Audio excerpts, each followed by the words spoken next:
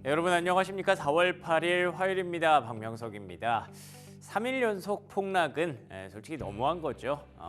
물론 트럼프발 관세 그리고 불확실성 여전히 현재 진행형이고요. 뭔가 좀 더 심화되는 듯한 느낌도 지울 수 없었습니다만 그래도 이미 한 이틀 동안 역대급 폭락을 2번이나 겪었잖아요.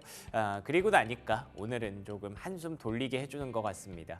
자, 그러면 이런 날 뭐가 왜 올랐는지 그런 것들을 좀 파악해 놓는 게 필요하겠죠. 앞으로에 대해서는 여전히 불투명한 그런 상황이지만 그래도 이렇게 불쑥불쑥 튀어나오는 종목들을 잘 캐치해 두는 게 중장기적으로 우리의 포트폴리오를 다시 한번 메꿀 수 있는 기회가 되지 않을까 싶습니다.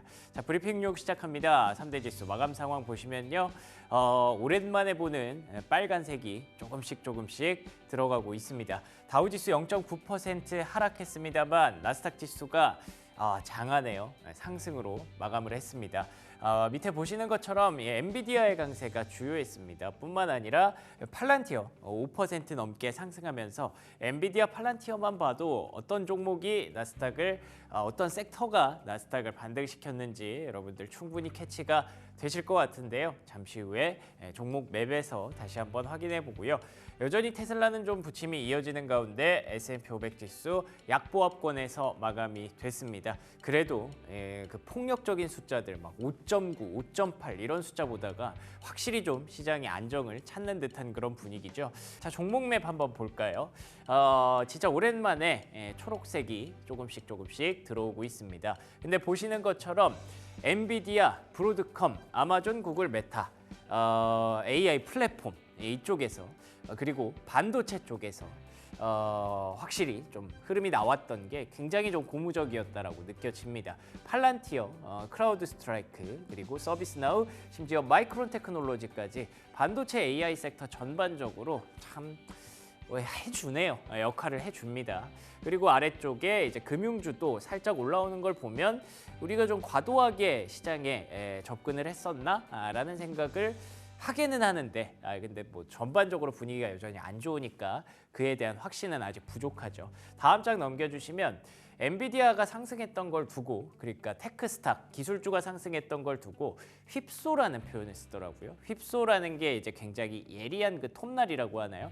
그러니까 급등 급락 막 이런 거에서 막 트레이딩하는 그런 전략을 얘기할 때 휩소라는 얘기를 하는데 지금 보시는 것처럼 이 정도면 언제 반등이 나와도 이상하지 않고 언제 또 급락해도 이상하지 않은 그런 주가의 움직임입니다. 그렇기 때문에 사실 AI가 왜 해줬느냐라고 물어본다면 언젠간 어차피 AI로 갈 건데 말고는 얘기할 게 없습니다. 어떤 트리거가 걸렸던 게 전혀 없었고요. 다음 장 넘겨주시면 굳이 하나 찾자면 브로드컴이 이번에 자사주 매입 얘기를 꺼냈습니다. 사실 여기까지 내려오면서 뭔가 브로드컴도 해야겠다라는 생각을 했었나 봐요. 본인들의 잘못은 없지만 그래도 주주를 위해서 주주 환원책 하나 꺼낸 것으로 보이니까 지금 패장 후에도 긍정적인 모습을 이어가고 있어서 AI 쪽은 역시 좀 다르구나라는 걸 한 번 더 생각하게 되네요.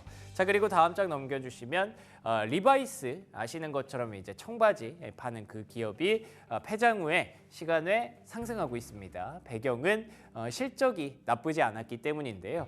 근데 나쁘지는 않았는데 아쉬운 건 가이던스가 없었습니다. 그러니까 그만큼 관세에 대해서 두려움이 크고 어떻게 될지 우리 잘 모르겠다라는 뜻에서 가이던스를 공개하지 않았다는 거죠. 아마 앞으로 실적 시즌에 다 이런 종목이 굉장히 많아질 텐데 점점 더 예측 불허의 그런 구간으로 들어가고 있는 듯합니다. 여기까지 브리핑 뉴욕이었고요. 프리미엄 미국 주식 이어갑니다.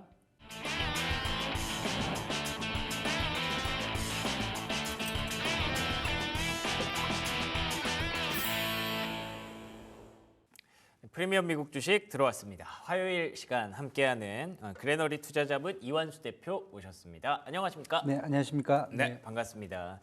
역시 뭐 이틀 폭락 맞았으니까 하루 정도는 조금 숨 돌리게 해주는 것 같은데 이제부터 다시 반등인 건지 아니면 잠깐 쉬었다가 또 폭락이 나오는 건지 잘 모르겠습니다. 어떻게 보셨나요? 일단 뭐 폭락보다는 이제 횡보가 나오지 않을까 하는 생각을 좀 많이 하고요.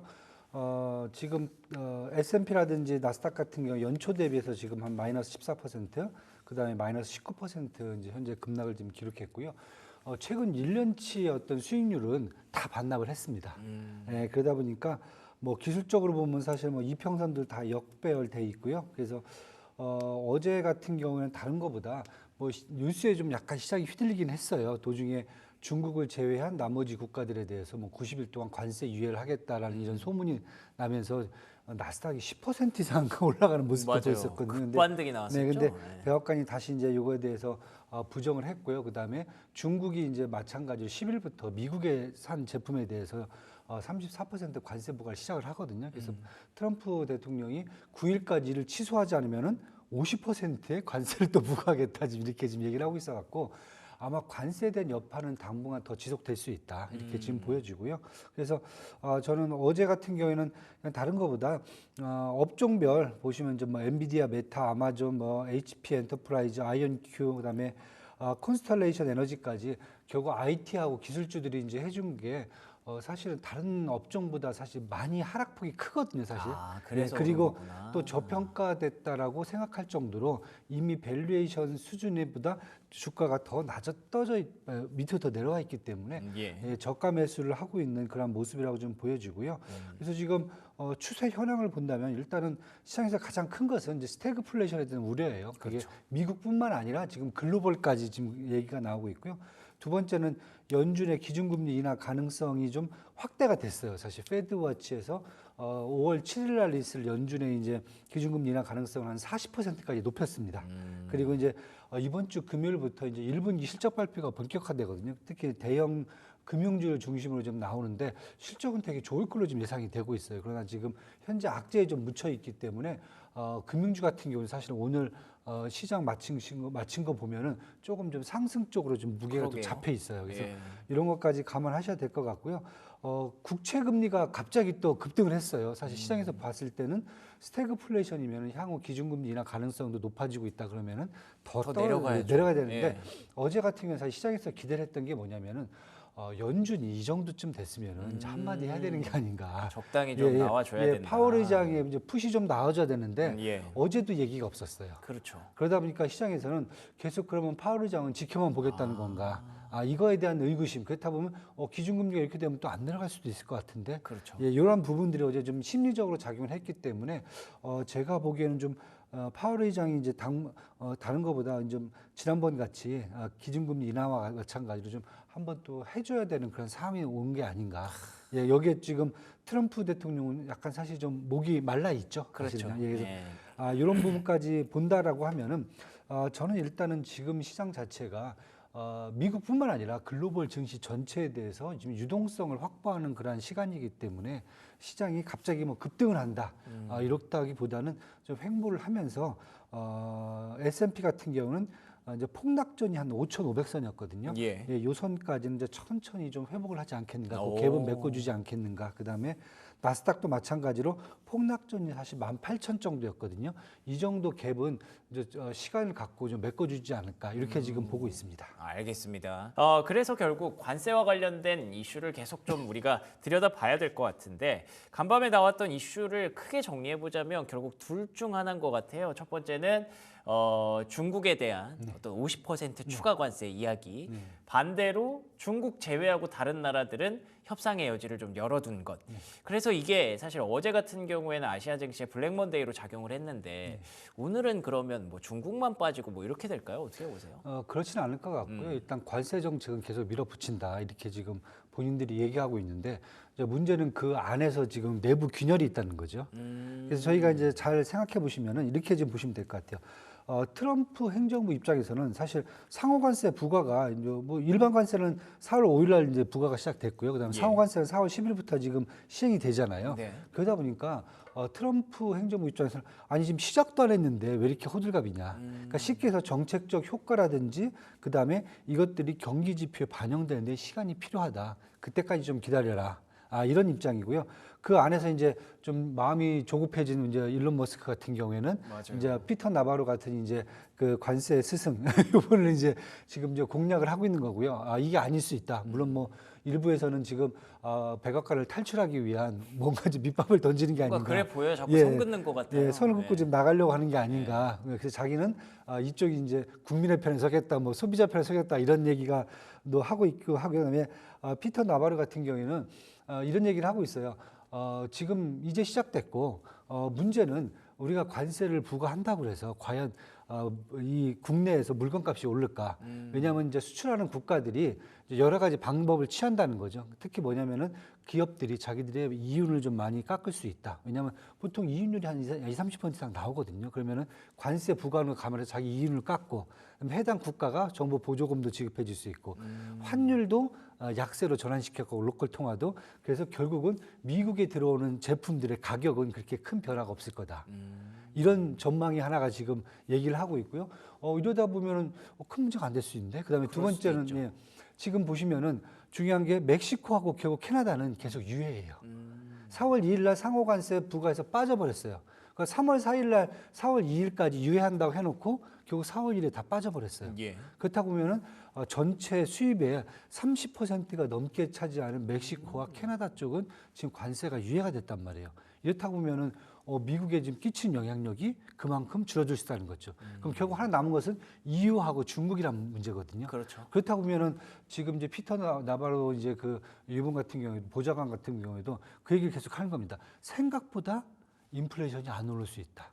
그다음에 경기 침체가 안 올 수도 있다. 그리고 50여 개 국가가 벌써 와서 지금 백악관하고 협상을 준비하고 있기 때문에 글로벌 경기 침체로 이어지는 것은 아니다. 우리는 목적을 달성하는데 시간이 필요할 뿐이다. 이렇게만 지금 얘기를 하고 있거든요. 그렇다 보니까 지금 이겁니다. 시장에서는 당장 지금 급해지는 거죠, 마음이. 그렇죠. 경기 지표들이 아직까지는 바뀌진 않았지만은 향후 전망치 보면은 안 좋을 경제 것 성장률도 같으니까. 뭐 예. 올해 1분기에 마이너스 성장이 나올 수 있다. 그다음에 인플레이션도 뭐 3.5에서 4%까지 뛰어오를 수 있다. 뭐 이런 얘기가 지금 나오고 있고, 그다음에 소비자들 중에서 특히 이제 연방 공무원이라든지 그다음에 최근에 해고된 사람들이 좀 많아요. 그다음에 약간 이제 처음부터 트럼프 반대 세력들 이분들이 주말에 또 한 60만 명이 모여서 또 이제 거리 행진을 했는데 이분들 같은 경우가 어떻게 보면은 탄핵까지 갈 수 있다 이런 또 위협감까지 나오고 있고요. 그 정도군요. 그러면 시장하고 지금 트럼프 행정부가 생각하는 게 관점이 틀리다는 거죠. 그렇죠. 예. 그러면 이제 트럼프 행정부에 이제 트럼프 대통령은 이제 가서 골프 치고 계신 거고, 예, 그렇죠. 그다음에 이쪽은 이제 마음이 급해지는 거고. 그래서 이런 상황이기 때문에 저는 사실은 이제 계속 제가 말씀드리지만은 결국은 지표를 봐야 돼요. 지표가 이제 4월 달부터 시작됐기 때문에 저는 한 5월 달에 나오는 4월 달 지표들을 한번 보면은 전반적으로 트럼프 행정부의 어떤 역할이 효과가 분명히 나올 수 있다 이렇게 좀 보여지고요. 그다음에 거기에 따라서 연준의 어떤 풋도 아마 5월 달 정도쯤 6월 달 정도는 돼야 얘기가 될 수 있기 때문에 지금 당장 시장은 불안감에 좀 눌려 있다. 예. 그리고 중국에 대해서는 뭐 이미 디커플링으로 생각을 하시는 것 같아요. 그러니까 지난 이틀 동안 이렇게 역대급 폭락을 보면서 내각계 어떤 얘기들, 뭐 베센테 장관이라든지 뭐 나바로라든지 뭐 이런 사람들 얘기를 들어봐도 약간 좀 당황한 눈치기는 해요. 그리고 괜히 골프를 치러 간 게 아니겠지 않습니까? 나는 이렇기 때문에 뭐 신경 쓰지 않는다라는 걸 좀 더 보여주려고 했던 것 같은데 그런 상황을 놓고 보면 약간은 좀 흔들릴 수도 있겠다 싶다가도 결국 나오는 얘기는 우리는 시간이 지나면 다 좋을 것이고 뭐 트럼프 대통령이 가끔 이제 쓴 약을 먹어야 될 때도 있다 뭐 이런 얘기를 하는 걸 보면 정책을 계속 유지하겠다는 뜻이잖아요. 그리고 간밤에 베센트 재무부 장관이 나도 조금 당황하기는 했는데 다 좋아질 것이다. 그리고 이 협상은 4월, 5월 아마 6월까지는 바쁘지 않을까라는 얘기를 하더라고요. 그래서 이 시간이 정말 뭐 오래 걸리는 것 같죠. 6월까지면 3개월이나 더 남았기 때문에 굉장히 답답한 시간이 이어질 수도 있겠지만 말씀해 주신 대로 조금씩 분위기를 수습해가고 완화해 간다면 언제 그랬냐는 듯이 폭락을 뒤로 하고 언젠가는 또 그 자리에 올라갈 수도 있겠다라는 생각도 들기는 해요. 근데 우리가 가장 좀 걱정하는 건 1기 때 봤던 것처럼 다른 나라들과는 어느 정도 수습이 된다고 해도 미중이 이렇게 세게 붙으면 일기 때도 그게 시장을 전체를 흔들었잖아요. 네, 맞습니다. 지금부터도 좀 그걸 걱정하시는 것 같은데 어떻게 봐야 될까요? 일단 뭐 수치적으로 본다면은 미국의 어떤 수입되는 그 품목들 국가별로 보면은 사실 중국이 한 15%를 차지해요. 근데 문제는 멕시코라든지 캐나다, 베트남을 우회해서 들어간 것까지 합치면은 거의 25%가 된다는 거죠. 예. 원산지 규정으로 따진다면요. 그러다 보니까 미국 입장에서 사실 수입품 품목 중에 비중이 크고요. 반대로 이제 중국 같은 경우도 미국에 대한 전반적인 이제 미국 제품에 대한 수입이 한 10에서 15% 정도가 나오고 있거든요. 그러니까 전 세계 이제 무역량의 한 20% 정도는 사실 미중에서 나온다고 보시면 돼요. 어마어마하네요. 예, 그렇죠. 근데 이 부분이 과연 다른 쪽으로 대체가 될 수 있을까? 예. 사실 이게 이제 시장의 관심이거든요. 그런 것 같아요. 미국은 이제 이미 제가 보기에는 트럼프 대통령 당선 때부터 중국은 디커플링을 이미 시작했다라고 보여져요. 그러니까 쉽게 해서 우리가 영화에서 많이 보는 헤어질 결심을 벌써 한 걸로 좀 저는 보여지고요. 예. 최근에 보시면은 그런 의미에서 미국이 결국 멕시코하고 캐나다를 놓지를 못했다.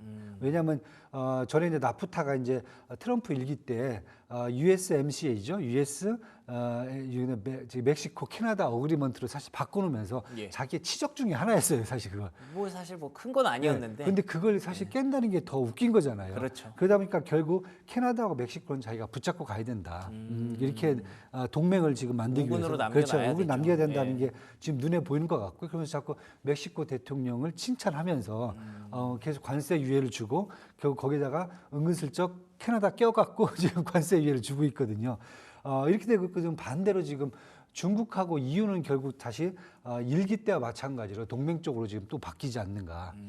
유럽 같은 경우는 지금 보시면 이미 이제 나토에서부터 이제 자발적인 그 자체적인 이제 디펜스 시스템을 구축하겠다고 이미 프랑스가 선언을 하고 있어요. 거기에 이제 독일도 지금 자체 무장을 하겠다라고 지금 얘기가 나오고 있기 때문에 여기가 된다라면 결국은 중국과 이제 EU의 어떤 양국 간에 이제 다시 한번 동맹이 좀 커지지 않을까. 왜냐하면 최근 모습 보시면은 독일에 중국 기업들이 가서 연구소라든지 기술 협력 센터를 세우는 게 되게 많아요. 지금 중국 같은 경우, 독일 같은 경우도 중국에다가 합작 공장을 다시 또 세우기 시작하고 있습니다. 예, 이런 우리가 부분들이죠. 점점 더 강해지네요. 네, 강해지고 있죠. 이런 부분 본다 보면은 결국 제가 계속 그 말씀을 드려요. 중국은 이미 준비를 하고 있다. 하고 있고 트럼프 대통령이 어떻게 보면 사실 지금 중국에 말릴 수도 있다. 왜냐하면 중국도 이제 34% 관세 부과를 해놓고 그다음에 이제 히토리 같은 거 다 광물 막고 있고 그다음에 맞아요. 예. 중국의 미국에 대한 국방 기업들에 대해서 지금 이제 무역 제한을 다 걸어버렸고요. 예. 하면서 중국도 지금 계속 조치를 취하고 있고 그다음에 트럼프가 50% 관세 부과를 또 얘기를 하고 있는데 아니 근데 그 50% 추가 관세인 거잖아요. 예, 추가 관세죠. 지금 이미 50%가 넘어가는 54%죠. 걸로. 예. 그럼 거기 이제 100%죠, 이제. 그게 가능해요? 뭐 가능하죠. 그래서 지난번에 그 최애국 대우를 네. 그것을 일방적으로 통보를 했잖아요. 없애겠다. 근데 이게 사실 지금 중국의 보복 관세를 취하지 않으면 50% 추가한다고 그렇죠. 했으니까 네. 중국이 지금 하는 행동을 봤을 때 제가 봤을 때 취하지 않을 것 취하지 같거든요. 않을 것 같습니다. 네. 그럼 이게 현실화되는 거네요? 현실화 될지 그건 또 모르겠어요. 왜냐하면 일단은 언급을 한 거지 네. 하겠다라고 한 건 아니거든요, 지금요. 보통 말하면 다 지키던데 트럼프. 모릅니다. 아직 그렇군요. 예, 뭐 기회를 주겠다, 또 유예하겠다, 뭐 이런 얘기도 할 수 있으니까. 하여튼 지금 근데 문제는 자꾸 이제 중국한테 준다는 것은 문제는 이제 내부적으로 나오는 게 자꾸 관세를 쌓을수록 예. 미국의 기술력이 떨어질 수 있다는 거죠, 경쟁력이. 지금 그게 문제죠. 자승자박이 되는 그렇죠. 거죠. 자선자박이 되는 거죠. 아니 자기 물건들을 해외 좋은 물건들을 못 팔면은 예. 그러면 엔비디아가 뭐 기술 개발을 할 필요가 없잖아요. 예. 미국에서만 장사를 하게 되면은. 근데 그러면 간밤에 엔비디아를 비롯해서 AI 섹터가 저가 매수가 들어온 배경을 설명하려면 뭘 얘기를 해야 될까요? 일단 저는 다른 것보다 글로벌 자금들이 많이 들어왔어요. 그냥 저가 매수구나. 네, 저가 매수 예. 특히 이제 ETF가 사실은 이번에 좀 많이 들어왔거든요. 서학개미 분들이 많이 또 사고 계시다고. 네. 예. ETF 같은 경우 사실 다른 것보다 이제 2배, 3배 레버리지를 사용해서 좀 많이 사셨고 왜냐하면 지수폭이 하락이 크잖아요. 네. 그리고 기본적으로 제가 아까 말씀드렸듯이 급락 전까지는 계속 회복하는데 시간이 뭐 걸릴 뿐이지 뭐 웬만큼 가능성은 크다라고 보고 있기 때문에 일단은 레버리지 관련된 ETF를 많이 넣고 그다음에 나스닥 QQQ 같은 경우에는 사게 되면은 일단 메타라든지 엔비디아와 같은 이런 종목들이 먼저 들어가게 됐어요. 그러네요. 네, 그래서 저는 그래서 그런 쪽에 좀 먼저 보셔야 될 것 같고요. 어제 같은 경우는 사실 제가 봐도 저희 고객분들도 많이 사셨어요. 솔직히 말씀드려갖고 그래서 네. 왜냐하면 뭐 레버리지 활용했고요. 그다음에 만약에 지금 미국 종목을 샀을 경우에 잘못하면은 반대 매매가 나올 위험성도 커요 지금요. 그것도 워낙 많이 걱정이 빠졌어요. 돼요. 그러니까 맞아요. 차라리 레버리지 같은 지수를 쓰자. 그다음에 미국 상장된 이제 종목들 사려면 달러를 사야 되잖아요. 근데 달러 예. 값이 너무 비싸요. 그러네요. 근데 국내 상장된 미국 주식 ETF라든지 인덱스 ETF를 사면은 환율에 대한 부담감은 없어요. 다 해지를 해주니까. 네. 그러다 보니까 어제 같은 경우 그다음에 당분간 국내에서는 아마 지수 위주로 ETF가 움직이지 않을까 지금 이렇게 지금 보여지고 있습니다. 그래서 저는 좀 그렇게 좀 해석을 좀 하고 있습니다. 지금. 알겠습니다. 그러니까 지금 중국과의 스토리가 나오는 걸 보면은 사실 엔비디아가 이 정도로 오르기 힘들거든요. 엔비디아라든지 브로드컴이라든지 이런 종목들이. 근데 그 싸움인 것 같아요. 지금 스토리, 관세를 중심으로 한 스토리와 밸류에이션의 싸움이 계속 지속되고 있는 것 같습니다. 그래서 지금 앞으로 중국과의 관세 전쟁이 좀 더 격화된다고 가정을 한다면 당장 뭐 8일, 9일, 10일 안에 뭐 50% 추가 관세가 나오느냐 마느냐 결정이 될 테니까 여전히 불안한 건 사실인데 그럼에도 불구하고 이럴 때 아니면 언제 사냐라는 관점이 이렇게 유입이 되면서 계속 그런 흐름들이 당분간 지속되지 않을까 4월에는 노이즈를 계속 만들지 않을까라는 생각이 듭니다. 그러면은 국내 증시도 약간은 조금 오늘 한숨 돌릴까요? 네, 저는 뭐 한숨 돌릴 것 같고요. 국내도 사실 어떻게 보면 좀 호재가 있어요. 저는 호재가 있는데 그게 이제 묻혀 있다. 그래서 지금 전략을 제가 이제 지난주부터 조금 약간 좀 국내 전략을 좀 바꿨는데 예. 어떻게 지금 바꾸고 있냐면은 일단 뭐 트럼프 관세가 좀 어느 정도 진정되면은 네. 시장이 또 이제 한번 또 상승할 수 있는 기회가 지금 마련돼 있다라고 좀 보고 있고요. 예. 경쟁력이 강한 업종을 지금 저가 매수를 계속 하셔야 된다. 경쟁력이 네. 강한 업종. 네. 그래서 첫 번째가 일단 관세 회피를 할 수 있는 수혜주다. 관세에서 좀 떨어져 있는데 그래서 제가 계속 말씀드린 플랫폼 카카오 네이버라든지 AI 어플리케이션, 자율주행, 조선 방산 쪽은 분명히 우리가 관세로부터 좀 회피가 돼 있기 때문에 예. 저는 매수하셔도 괜찮다 보여주고 있고요. 두 번째가 중국 내수 확대 수혜주는 계속 가셔야 된다. 여기다가 화장품 엔터에다가 저는 게임주까지 추가로 지금 보고 있고요. 그다음에 세 번째는 지난주에 이제 잘 아시다시피 이제 저기 탄핵이 탄핵 있었죠. 정국이 끝나면 네. 대선 정국으로 들어가면서 국내도 이제 어떤 정당들의 정책에 따라서 수혜주가 나올 수 있는 가능성이 커졌다. 특히 이제 다른 것보다 민주당이 이제 먼저 지금 치고 나가고 있기 때문에 민주당 특히 이제 추가 예산까지 지금 얘기하고 있기 때문에 보신다면 신재생 에너지 쪽 2차 전지를 포함해서 2차 전지까지 포함된다고 생각하거든요. 예. 거기다가 헬스케어 이런 쪽에 대해서도 아마 내수 확대에 따른 혜택이 있지 않을까. 그래서 이렇게 지금 업종들을 좀 보시면서 아마 이제 국내를 저가 매수하시는 게 어떻겠나 이렇게 지금 보고 있습니다. 알겠습니다. 전략이 새로운 게 추가가 됐네요. 저가에 머물렀던 신재생 에너지, 2차 전지 같은 종목들 한번 잘 보시면 좋을 것 같고요. 또 오늘 삼성전자 실적 발표 예정돼 있습니다. 여러 가지로 국내에서는 모멘텀을 좀 만들 수 있기를 기대해 보겠습니다. 지금까지 이완수 대표와 얘기 나눠봤습니다. 오늘도 좋은 말씀 고맙습니다. 네, 감사합니다.